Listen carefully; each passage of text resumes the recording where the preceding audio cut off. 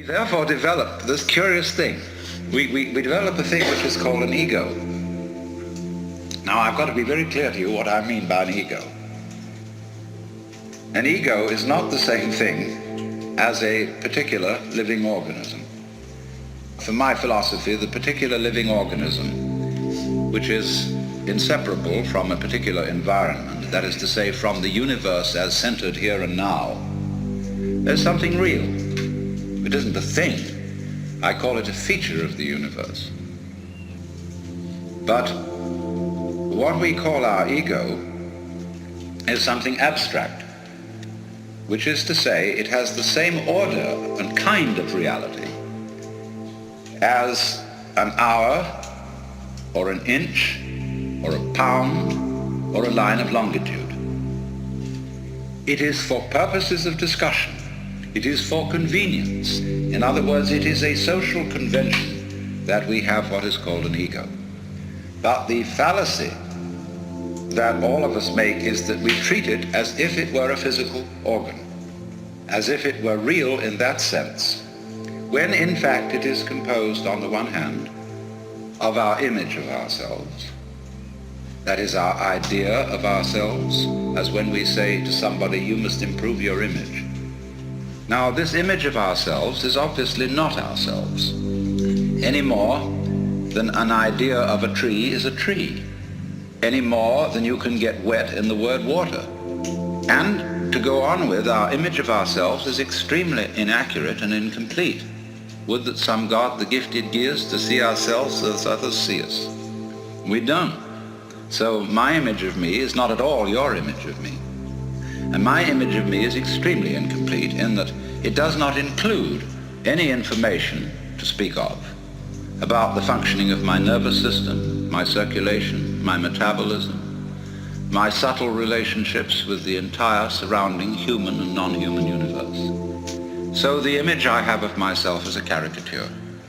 It is arrived at through mainly my interaction with other people who tell me who I am in various ways, either directly or indirectly, and I play about with what their picture is of me, and they play something back to me so that we set up this conception. And this started very, very early in life. And I was told, you see, and you were told, that we must have a consistent image. You must be you. You have to find your identity in terms of image. And this is an awful red herring. A lot of the current quest for identity among younger people is a search for an acceptable image. What role can I play? Who am I in the sense of what am I going to do in life? And so on. Now, while that has a certain importance, if it's not backed up by deeper matters, it's extraordinarily misleading. So therefore, on the one hand, there is this image, which is intellectual, emotional, imaginative, and so forth. Now, we would say, I don't feel that I am only an image. I feel there's something more real than that, because I have a sense of there being a particular sort of, how do we say, a center of something, some sort of sensitive core inside the skin. And that corresponds to the word I. Let's take a look at this. Because the thing that we feel as being myself is certainly not the whole body. Because a lot of the body can be seen as an object. In other words, if you stand, stretch yourself out, lie on the floor, and turn your head and look at yourself, you can see your feet and your legs and all this up to here, and finally it all vanishes, only there's a sort of a vague nose in front. And you assume you have a head because everybody else does. And you've looked in a mirror, and that told you had a head, but you could never see it, just like you can't see your back. So you tend to put your ego on the side of the unseen part of the body, the part you can't get at, because that seems to be where it all comes from, and you feel it. But what is it that we feel? Because if I see clearly, and my eyes are in functioning order, the eyes certainly are not conscious of themselves. There are no spots in front of them, no defects, in other words, in the lens or in the retina or in the optic nerves that give hallucinations.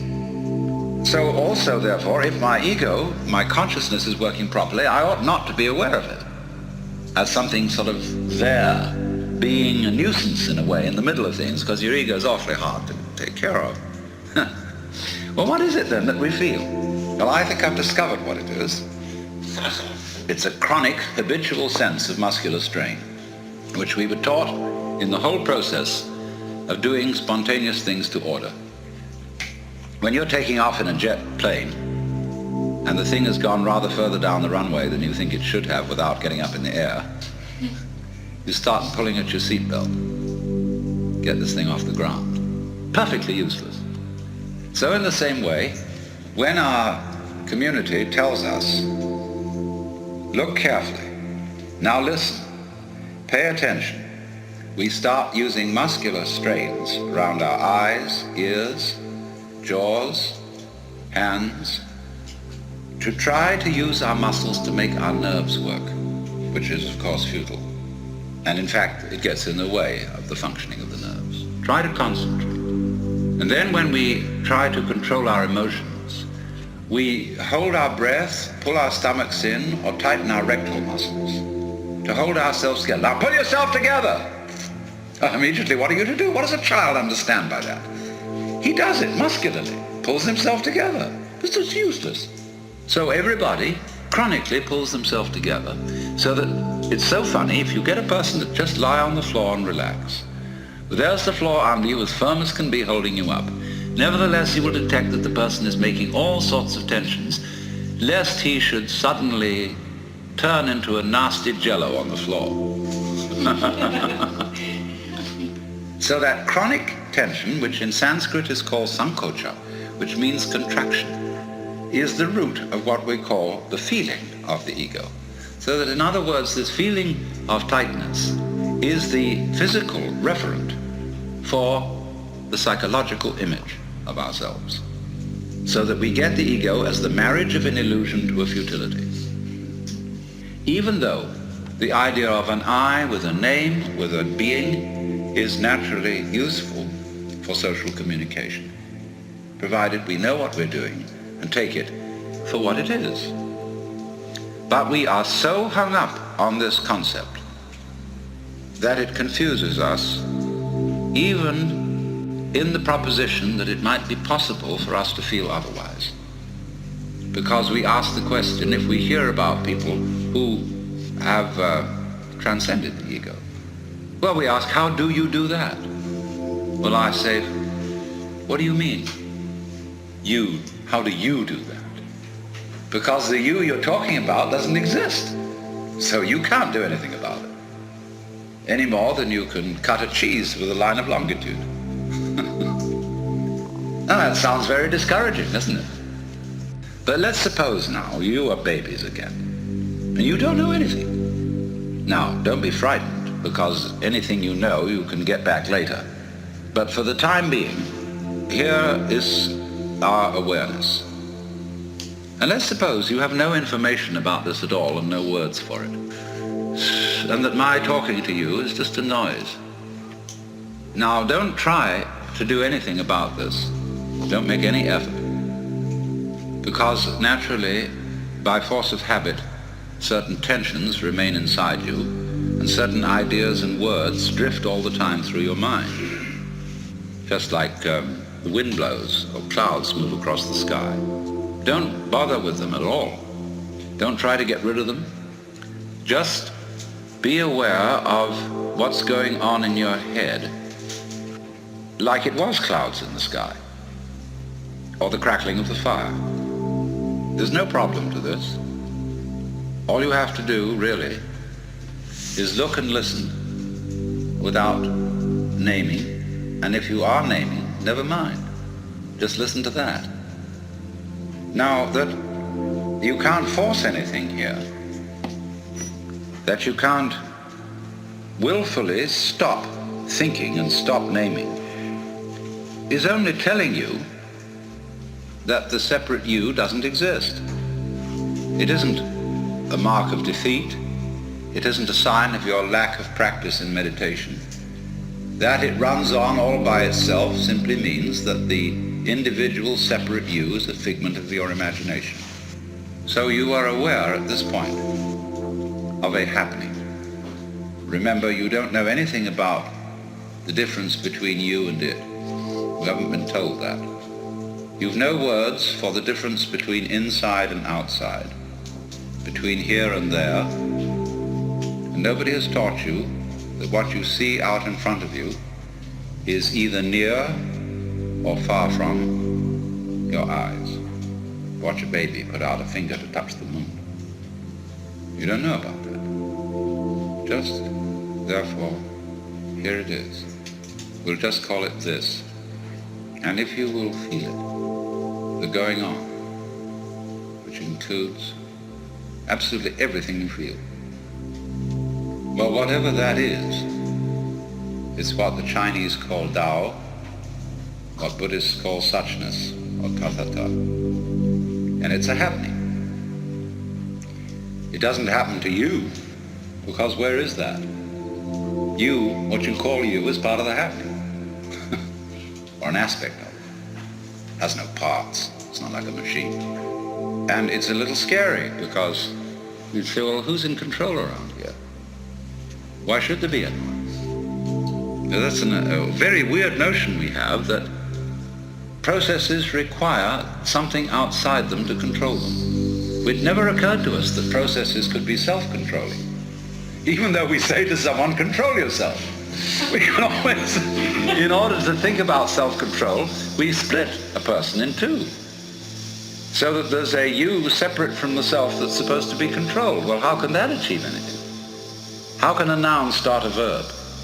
Yet it's a fundamental superstition that that can be done. So you have this process, which is quite spontaneous, going on. We call it life. It's controlling itself. It's aware of itself. It's aware of itself through you. You are an aperture through which the universe looks at itself. And because of it's the universe looking at itself through you, there's always an aspect of itself that it can't see. So it is like that snake, you see, that is pursuing its tail, because the snake can't see its head, like you can't. We always find, as we investigate the universe, make the microscope bigger and bigger, and we will find ever more minute things. Make the telescope bigger and bigger and bigger, and the universe expands because it's running away from itself. It won't do that if you don't chase it.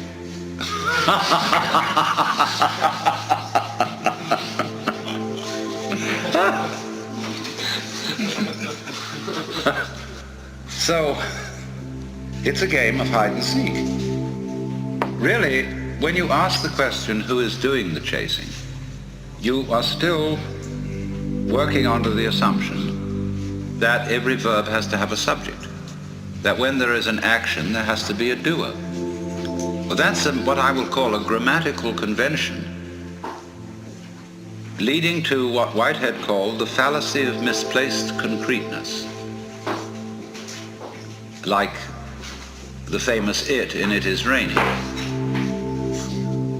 So when you say, there cannot be knowing without a knower, this is merely saying no more than there can't be a verb without a subject. And that's a grammatical rule and not a law of nature. Anything you can think of as a thing, as a noun, can be described by a verb. And there are languages which do that. It sounds awkward in English, but face it, when you look for doers as distinct from deeds, you can't find them. Just as when you look for stuff underlying the patterns of nature, you can't find any stuff. You just find more and more patterns. There never was any stuff. It's a ghost. What we call stuff is simply patterns seen out of focus. And it's fuzzy. So we call it stuff. You know, like that K-pop.